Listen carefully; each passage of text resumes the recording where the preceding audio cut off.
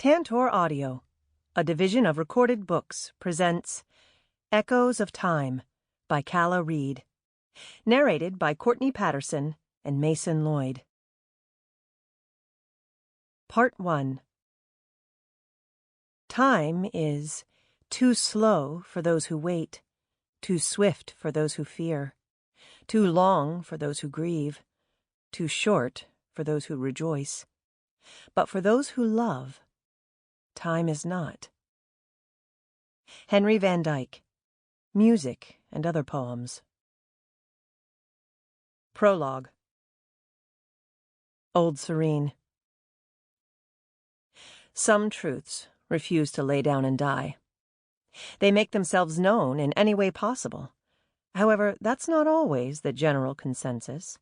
A lot of people see the truth as a wound that continually splits open, with blood rising to the surface.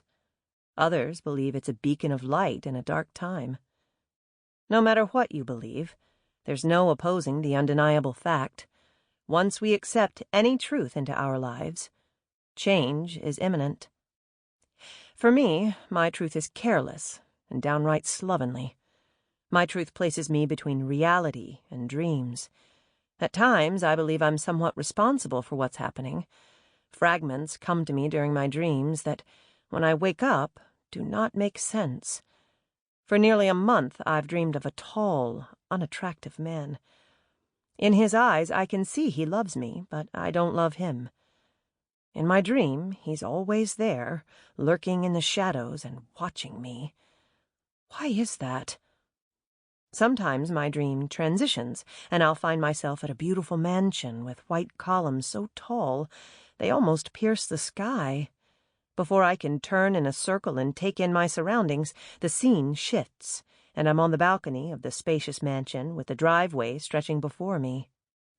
From here, everything seems endless and possible. What I want, I will get. In my dream, I smile. Then I feel a tap on my shoulder. I turn and see the same ugly man as before, only his face becomes distorted. Features change, almost as though a file of features exists in my mind and I'm choosing specific characteristics. Eyes change from hazel to brown, then blue and back to hazel.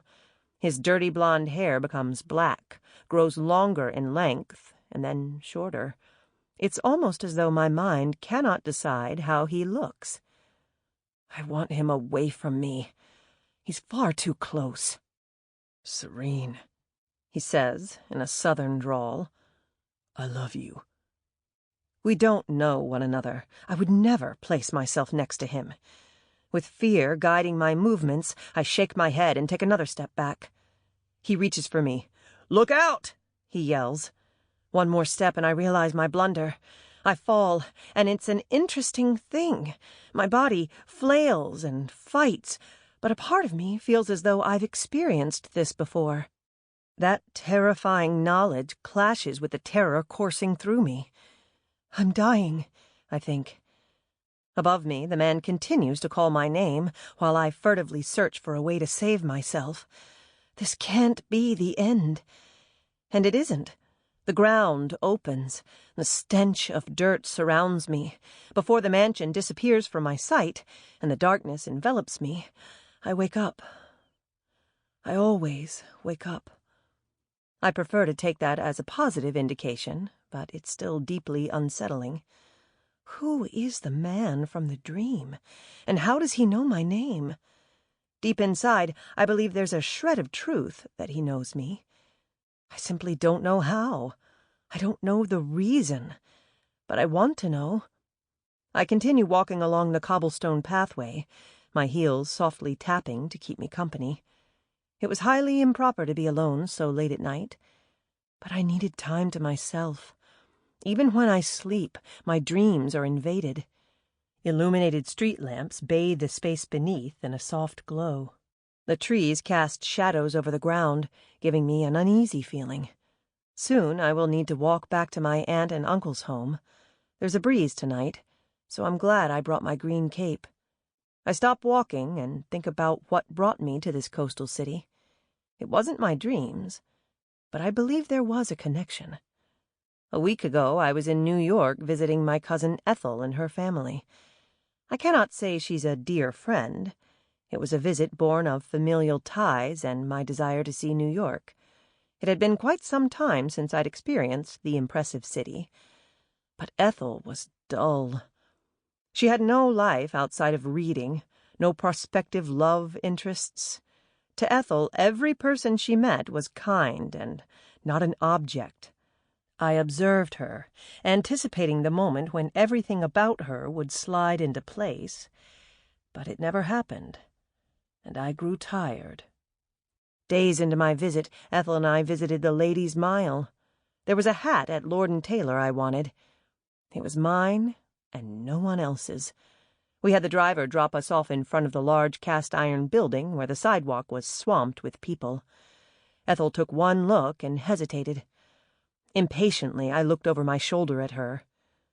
"You can wait in the car if you prefer," I generously offered. Ethel shook her head. "No, I'll go." As I stepped onto the sidewalk and waited, a man eagerly called my name. "Serene!" I turned in time to see a man hustling toward me. The familiarity in which he spoke my name caused goosebumps to appear on my arms. With my eyes focused on the sidewalk, I quickened my strides, but he quickly caught up with me and curled his hand around my wrist. "Please, wait." To get his hand off me, I came to a halt and faced him. He searched my face and smiled. "I didn't expect to see you here." "Who are you?" I blurted. The man tilted his head to the side and arched a brow, causing a lock of dark hair to fall over his forehead. "It's me. Nicholas." Clearly, Nicholas expected me to know him, and if I did, I would smile.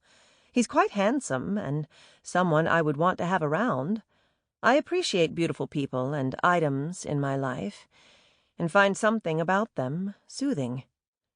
"From Charleston. Remember?" he tries. Remember? Interesting this stranger should ask.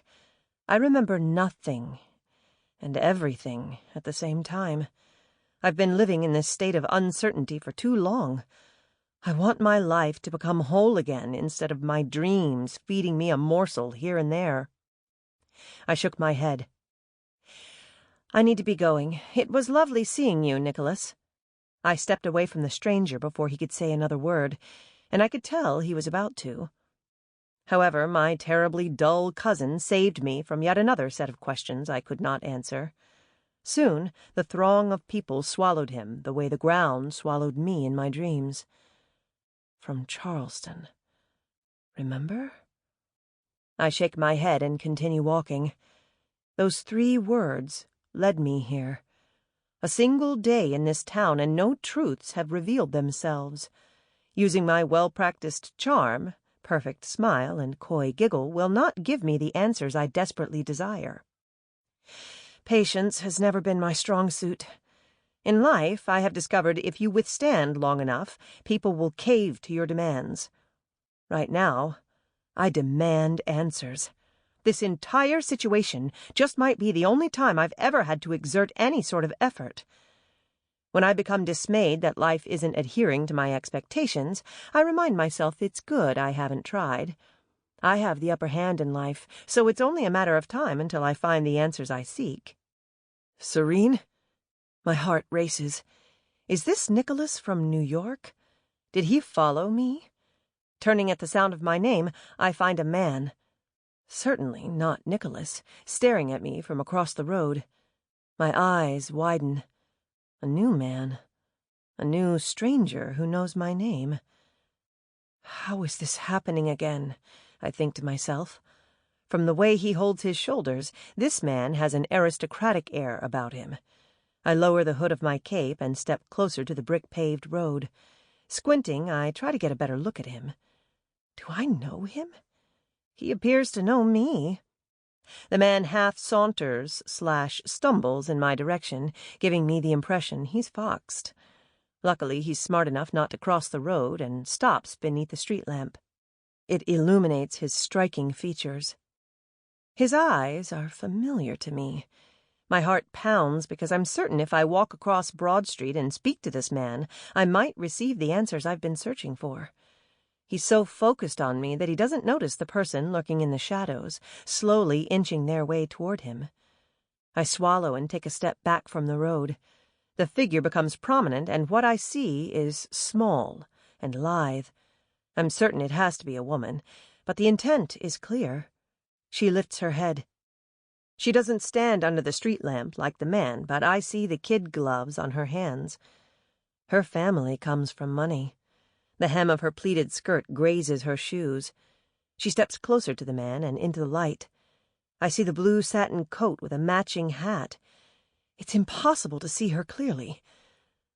"Protect yourself and go," my mind screams. Slowly, I begin to back away.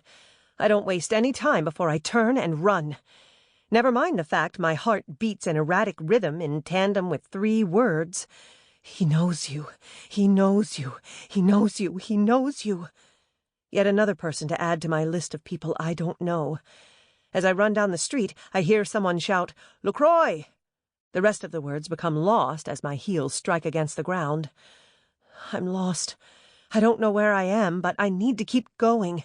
The sound of metal meeting bone interrupts my heavy breathing. My footsteps don't falter, and I don't turn back. Not for a second. I have empathy. I care. However, I value my life. I will come before anyone else, and if that man felt the same, his life wouldn't be slipping away as I speak. When he said my name, was he seeking the truth too? If I crossed the street and approached him, would I have been the woman's next target? Fear trickled down my spine and made me run faster. There are some truths that refuse to lay down and die. And so do I. 1. "Serene, what is going on?" my mom asks. Turning in Etienne's arms, I blink my mom into focus and find her standing on the porch steps of Hambleton House. She looks back and forth between me and Etienne with a befuddled expression on her face. I give Etienne's bicep a firm squeeze and look at him over my shoulder. That's my mom.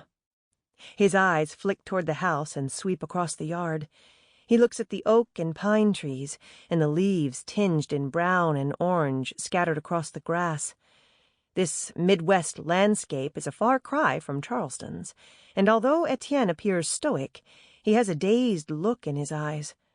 I know this is all coming at him at once. In the most perfect circumstances, I would have a moment alone with Etienne. I would give him a moment to breathe and speak with him before he meets my parents. Oh, and maybe tell him I'm pregnant? My heart flips in my chest at the thought. Etienne and I can never do anything by half measures. Time plucked me out of my own life in order to meet my soulmate. We fell in love knowing everything was against us, and in the process, we created a child. Etienne will be happy, right? Of course he will be. But there's no time to linger on the subject because my mom continues to stare at us. We can't avoid her. "Follow my lead, all right?" I say quietly. He gives me a blunt nod. Turning back toward the house, I walk up the sidewalk. I was in such a rush to meet Etienne that I forgot to put on shoes. My thin socks are no match for the cold pavement, and it sends a chill through my entire body. I squeeze Etienne's hand almost in a sense of disbelief. Is this truly happening right now? I never thought it was a possibility that the roles would reverse and Etienne would be the one to time travel. Is he here because I'm pregnant? Did something occur in his time? There's so much we need to unpack. I'm merely counting down the minutes until I can get him alone. As we stop on the porch landing, Mom crosses her arms and frowns, taking in Etienne's clothing. It's reminiscent of every time I've time-traveled to Etienne's era, and people stared at me as though I had 3 heads. The 3 of us become quiet. Gesturing toward Etienne's hulking frame behind me, I give my mom my best smile. "Mom, I want you to meet Etienne LaCroix. Etienne, this is my mom, Catherine." Before Etienne has an opportunity to speak, my mom says, Are you a friend of Serene's? At that question, Etienne and I make eye contact. Awkwardly, I clear my throat and stare down at my socks before I meet my mom's gaze. Not exactly. I pause. He's my fiancé. The silence that follows my words is so tense, I'd rather have the ground open and swallow me whole than endure another second of it. What? Mom says. She utters the single word calmly, but a blush travels up her neck. I'm engaged, I repeat patiently. Her eyes drift to the engagement ring on my finger. Mom doesn't conceal the shock in her eyes as she shakes her head. I lose track of the number of times her mouth opens and closes and not a word comes out. How long is a while? With my hands open and palms facing one another, I take a step toward my mom. I know this is a lot to take in at once. I have been for a while now, and, Serene, I need a better answer than a while. I cast my eyes to my engagement ring and spin the beautiful band around my finger. 2 weeks, I say, my voice small. 2 weeks? Mom's voice raises an octave. Lifting my head, I meet my mom's gaze. I wasn't keeping the information from you on purpose. I take a step back and link my fingers through Etienne's. I was waiting for him to arrive. My mom closes her eyes and rubs her temples as Etienne and I quietly look on. I try to take a deep breath. In the span of 30 minutes, I found out I was pregnant. Etienne time-traveled to the present day, and I broke the news to my mom that I was engaged to a virtual stranger in her eyes. What could happen next? My gut clenches over the possibilities. I can only hope that the best thing I get from this conversation is finally telling my mom about Etienne, and the worst thing would be enduring her frustration and confusion. Once again, Mom's eyes sweep over Etienne skeptically. And where exactly did he arrive from? Charleston, I answer. I know at some point Etienne's going to have to speak, but hell hath no fury like an upset mother. Etienne is no match for Catherine Hambleton right now. Her questions will be too swift and delivered with a razor-sharp precision that'll have even the most seasoned deceiver hesitate. How long will you be visiting? She asks him. I squeeze Etienne's hand, signaling to him that I've got this. He arrived today. I was supposed to pick him up from the airport, but forgot because I was running errands, so he took an Uber. He took an Uber, I say meaningfully, cutting in before Etienne can say another word. The look I give him says, I'll explain later. He nods, and I give Mom my full attention. She takes my explanation at face value. I'm reminded how all it takes is one lie to slip from your tongue, for the rest to pour out so easily. The front door opens, and my dad pokes his head out. His eyes swing back and forth between my mom and me before they settle on Etienne. Kate? Is everything all right? Now I'm the one to rub my temples because I know everything I just explained to my mom will have to be repeated to my dad. Oh, God. As if Mom can read my thoughts, she looks over her shoulder at my dad, and then back at me. She pats my arm. We have a lot to discuss. But let me speak to your father. Mom turns around and ushers Dad into the foyer, leaving the door cracked.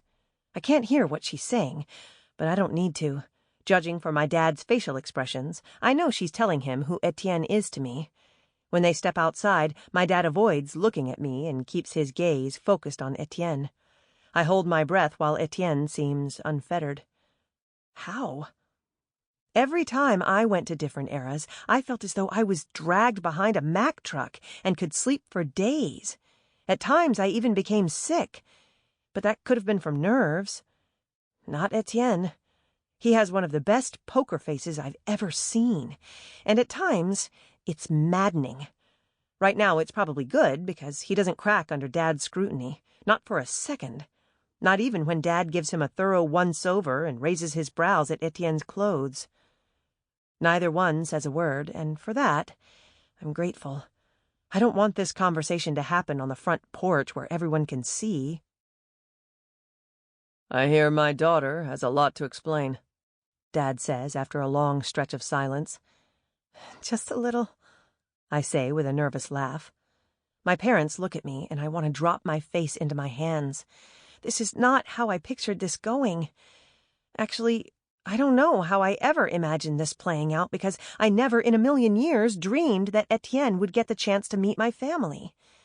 My dad gestures to the front door. Let's go inside. Etienne momentarily meets my gaze as he takes my hand. His green eyes widen, the look in his eyes saying, "Here we go," as we walk toward the front door. I'm not ready for this. We need a plan, a course of action, and a plausible explanation as to why Etienne has now suddenly arrived with no warning, dressed the way he is, and with nothing on him. This talk could go south real quick. The moment we step into my family's home, I watch Etienne from the corner of my eye. They don't make homes like Belgrave anymore. The attention to detail in his childhood home is nothing short of stunning. But Hambleton House is a close runner-up. Etienne continues to look around the room. He hasn't spoken in minutes. His eyes run up the length of the staircase and momentarily land on the window between landings. "Let's all talk in the living room," Mom says with a weak smile. The wood floors creak beneath our feet, only highlighting the silence among the four of us. Etienne and I sit on the blue suede sofa with a tufted back and curved arms. Mom and Dad take a seat across from us on the white and blue floral armchairs. From the serious expression on their face, I feel like a teenager caught making out with my boyfriend after curfew. While I make myself comfortable, Etienne lovingly pets the cushion as though it's a dog. "Fascinating," he says, none too quietly. "What material is this?" "Dude, not now," I say under my breath. Immediately, he stops. When I look at my parents, I see my mom staring at Etienne as though he's lost his mind. Nervously, I shoot her a smile. Lightly clapping her hands, Mom looks back and forth between Etienne and me. "I'm not certain where we should start." The three of us watch as Etienne's large frame slowly stands. "I think it's best if I introduce myself." He takes a step forward and holds his hand out to my dad. "I'm Etienne LaCroix." At first, my dad hesitates to shake his hand, but then he does. "Dan Hambleton. Nice to meet you, Mr. Hambleton. Serene has spoken quite highly of you." When Etienne shifts his attention to Mom, Dad gives me an accusing look. I know he's wondering exactly how long Etienne and I have known each other and what I've said about my family.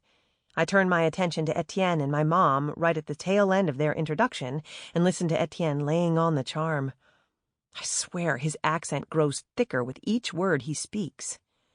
"It's a pleasure, ma'am." Judging from the way my mom's eyes soften, I'd say Etienne's southern charm and good manners have worked on her. All he needs to do is throw in some French and he'll have my mom wrapped around his finger. "Est important ce que je dis?" "Bien sûr que non. C'est français." He takes a seat, settling his large body beside me. When he firmly curves a hand over my knee, it's a gesture my parents don't miss. "So, Etienne," Mom starts out. At the sound of his name, Etienne's shoulders straighten. "Yes, ma'am." "Where are you from?" "Charleston, South Carolina." His answer is instantaneous. "Oh, so is that the real reason you visited Charleston this past December?" Mom asks.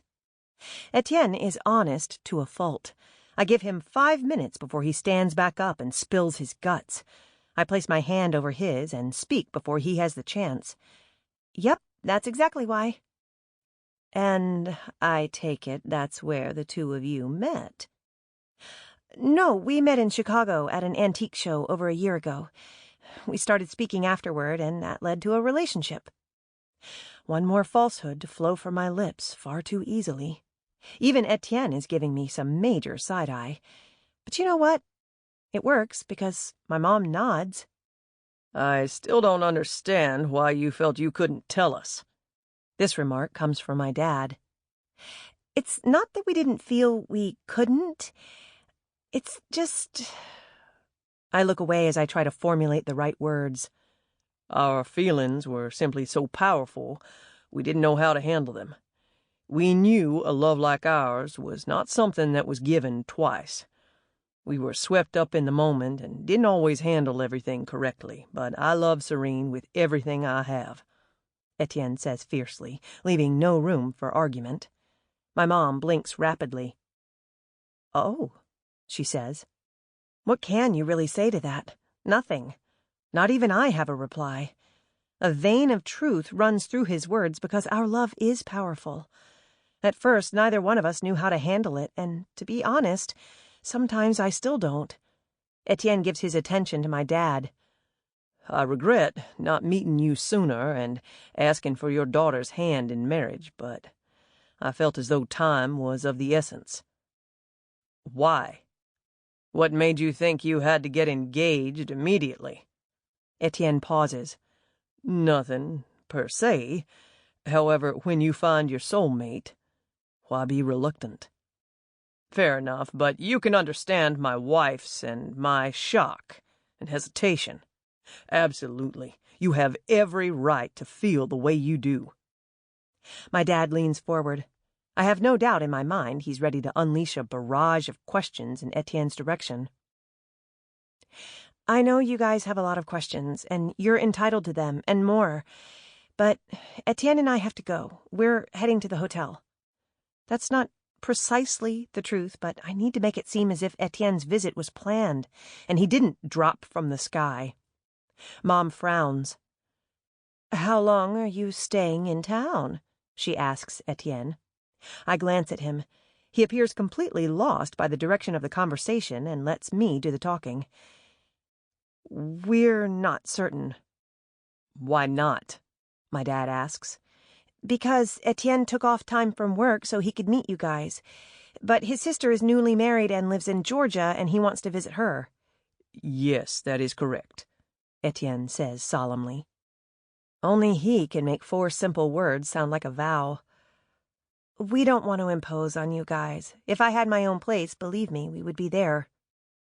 Letting a virtual stranger stay in her home is far from my mom's first option, but gleaning as much information about Etienne is. As for me, it's best to stay here. There's no telling how long Etienne will be in this time. When the time comes and we do leave, whether it be separate or not, I don't want to have built a career and have a home of my own only to abandon it all. Mom waves my words away. Nonsense. He'll stay here with us. She looks around the room. But where is his luggage? Slowly, my dad turns his head and stares at Mom. He won't say it, but it's clear the last thing he wants is for Etienne to stay here. Again, understandable. But I don't have a lot of options right this second. Serene, Mom prods. I shake away my thoughts and focus on Mom. It got lost. He gave the airline my number, and they'll call when it's found. I shrug. You know how it is. Say no more. Been there, done that. The 4 of us become silent once again. Nervously, my legs bounce up and down. Etienne isn't exactly a man of many words, and I'm too busy formulating lies for every question my parents present. All in all, this conversation went better than I thought, and far longer than I wanted it to go. Well, if that's it, I'm going to show Etienne around the house and let him lie down upstairs. I'm sure he's tired from all the traveling. He'll be lying down in the guest bedroom, I'm sure, Dad questions. Absolutely, I immediately reply. Fat chance. Mom appears shocked by the abrupt conclusion of the conversation. I know I'm suddenly putting a pin in it, but I have to talk to Etienne alone. I have to know why he's here and tell him I'm pregnant. Etienne and I waste no time hustling out of the room. I all but drag Etienne up the stairs while my parents undoubtedly discuss the fact their only daughter is in love and got engaged behind their backs. Normally, I would defend my decision and Etienne. but I have to trust they'll see what kind. Sample complete. Ready to continue?